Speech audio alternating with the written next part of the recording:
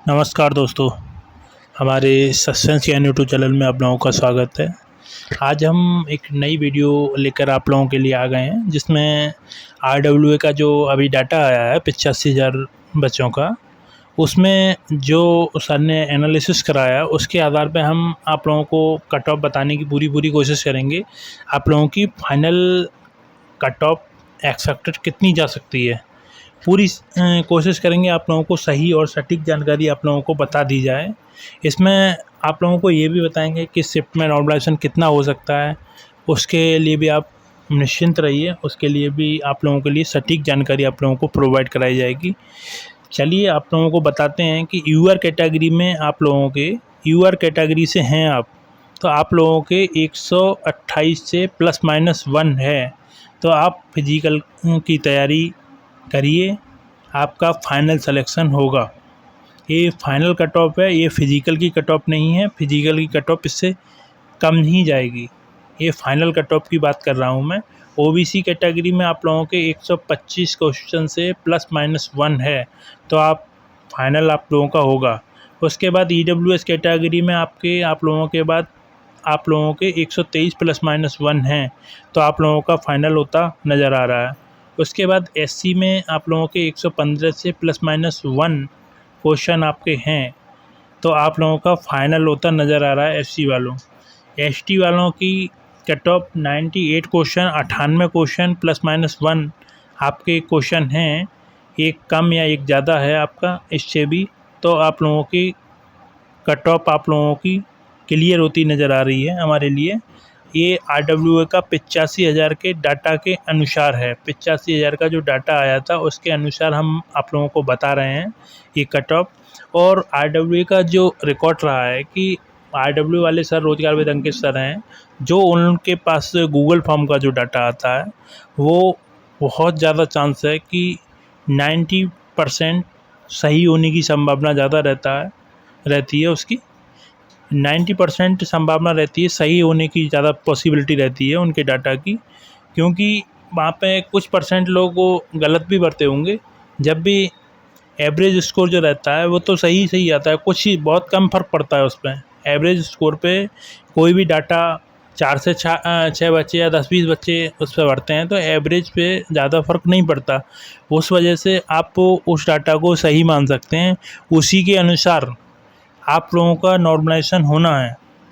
आप लोगों को ऐसे मान के चलिए इतने क्वेश्चन आप लोगों के हैं, तो आप लोग निश्चिंत रहिए कि आप लोगों का फाइनल सिलेक्शन हो रहा है। यूआर कैटेगरी में 128 ±1, ओबीसी में 125 ±1, ईडब्ल्यूएस में 123 ±1 और एससी कैटेगरी में 115 ±1 और एसटी में 98 ±1।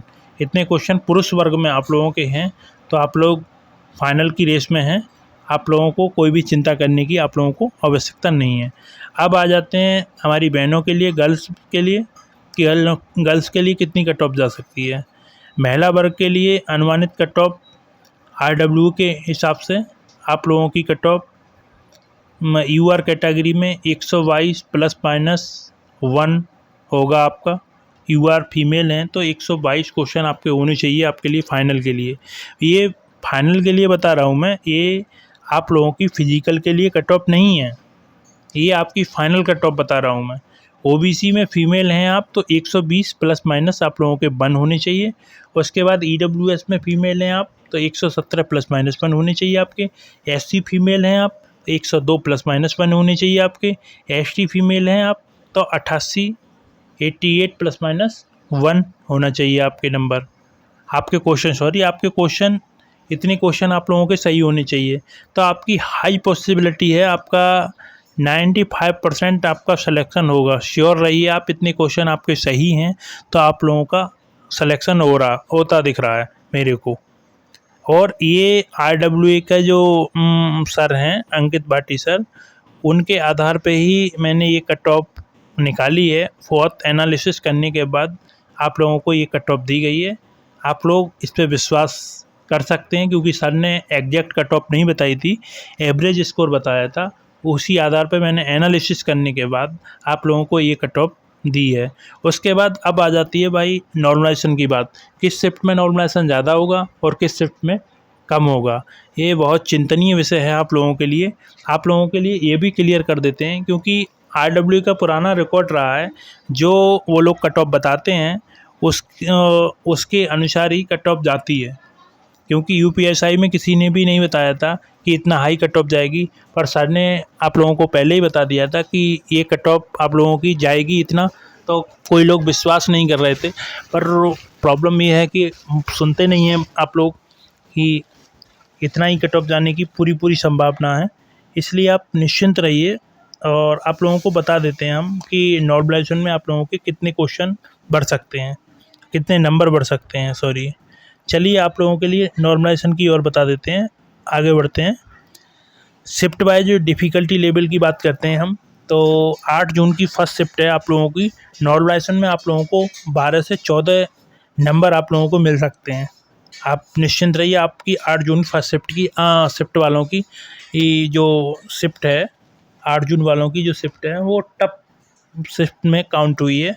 उसके बाद 9 जून सेकेंड शिफ्ट वालों की 10 से 12 नंबर आप लोगों के बढ़ सकते हैं।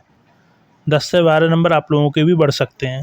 उसके बाद 9 जून की सेकेंड शिफ्ट में 10 से 12 नंबर बढ़ सकते हैं। उसके बाद 10 जून की फर्स्ट शिफ्ट में आप लोगों को नॉर्मलाइजेशन में 7 से 8 नंबर मिलने की पूरी संभावना है। उसके बाद इजी शिफ्ट आ गई है 8 जून की सेकेंड शिफ्ट, नॉर्मलाइजेशन 2 से 3 नंबर आप लोगों को मिल सकते हैं। और 9 जून की फर्स्ट शिफ्ट है, इसमें 1 से 2 नंबर आप लोगों को मिल सकते हैं। उसके बाद ये 10 जून सेकेंड शिफ्ट है, नॉर्मलाइजेशन में 1 से 2 नंबर आप लोगों को मिल सकते हैं।